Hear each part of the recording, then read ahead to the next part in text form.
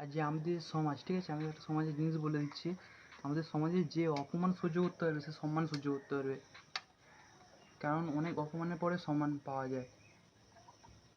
মনে করো আমাদের এপিজে আব্দুল কালাম তার প্রথম জীবনে প্রচুর অসম্মানিত হয়েছে।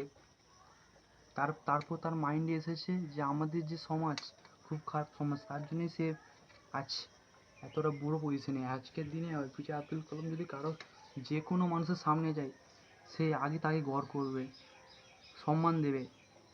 তো সমাজে বাঁধতে মানে সমাজে যদি প্রতিষ্ঠিত হয় এরকমভাবে প্রতিষ্ঠিত হও।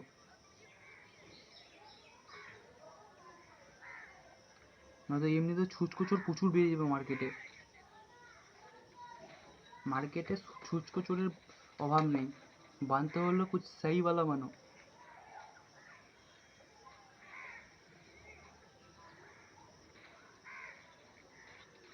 যেমন দেখে মনে হবে যে আমি কেউ যখন কথা বলবে না সে বলতে পারবে আমি কার সাথে কথা বলছি।